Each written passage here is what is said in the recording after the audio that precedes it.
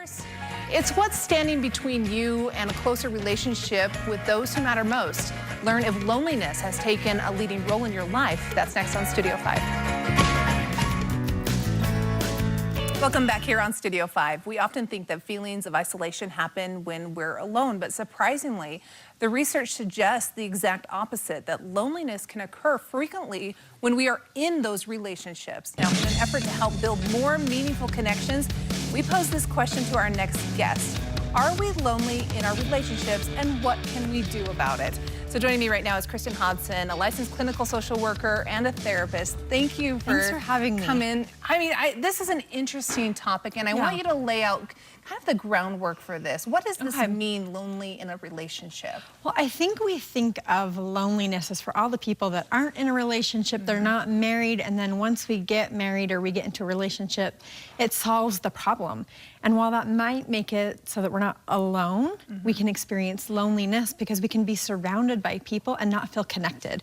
And I think at the floor and the root of this is feeling connected to the people that you love the most. And so when you feel disconnected, then we can start to feel lonely. And in this age of technology, again, we can be surrounded by people and feel very alone, or we can be in a room with a lot of people and feel very alone. So what shows up in the research is that we actually can feel a lot of loneliness in our marriages. That's really sad to think about, though. I mean, when you think about the social aspect, you can have a million friends on Facebook and Instagram, but walk into a room and not really know anybody. No, and not feel connected. Yeah. Okay, let's talk about some of the ways that you can identify if you're feeling this way in a relationship. Yeah. Or some of the cycles we go through. Well, some of the strategies is we can get into this cycle in our marriage. We start to, loneliness doesn't just typically show up. It starts to happen over time. And we hit these little roadblocks and we start to put up walls. And little by little, we get into this cycle of disconnection. And then we can get into the cycle with our spouse. And we're kind of waiting for them to break the cycle, and before we know it, we're in a cycle of disconnection. And so we want to stop the cycle and step in and be like, how do I reconnect with you? How do I show interest in something you're interested in? Maybe you're watching a show, and instead of going to separate rooms, we go and start to watch a show together, or we start to read the same book. And we may need to be the one to break the cycle. Yes, instead of waiting for our partner to break it. And that could be intimidating. That could be hard to do. Absolutely. So you gotta be brave. That's right. Step in there. That's right. Okay, the second thing, focus on the friendship. Yes, so researcher John Gottman talks about that when we are investing into our friendship, that creates the stability that we need for marriage. And so when we look at the ways that we invest into our friends, we're often looking at how they're doing bids for connection, and we respond. We accept the compliment, we give compliments, we're hanging out, we're laughing, we're doing all of these fun things you do with your friends. Yes, and what can happen in marriage is we start to not invest in the friendship of being interested in your every single day. And so if we can start to focus on the friendship, which is usually there at the beginning of our relationships, we can restore some of that connection. I feel like sometimes we get into the roles of mom or wife, and we just go on those paths and forget the connection that we need. Yes. That started it all. It's not enough just to coordinate tasks and logistics of life. Yeah, we need that connection. Okay, you have a couple examples for us.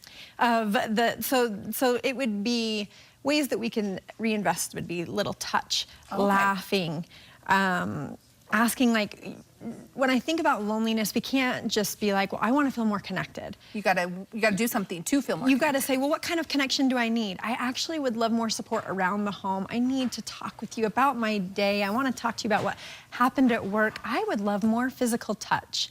I would love you, like, identifying the kind of connection you need and claiming that is hugely important. Right. Because if you're needing quality time and you're getting physical touch, it's still not going to solve that problem. Right. So we really need to claim that connection. Yes. I like that. Okay. Well, another thing we talk about here is the shift, the perspective from me to we. Explain that. So one of the most empowering places we can get to is how can I change and get the relationship that I want? Because we can't control our partner. Right. We can spend all day telling them what they need to do to make the relationship better, but we can't. And so if we look at it and go, how can I make this better? What kind of relationship do I want? And start acting in that way. We can start to make some shifts. And really, when we change me, we change we. So when we show up differently, our spouses have to respond differently.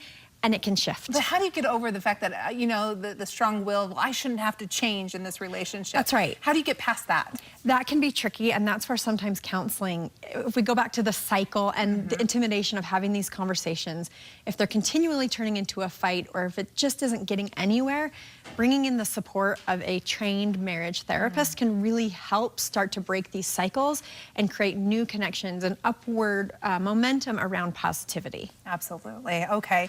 So much I feel like we can all just do a little bit better or a little bit more, and we just need to identify what that is in that relationship. One little change can make a difference. One little thing. Okay, where can we find you for more information? If you go to thehealinggroup.com, you'll find that's where you can get counseling, but different ideas and blog posts. Oh, thank you so much for your insight, Kristen. A lot of good information there. Thank you. Appreciate it. All right.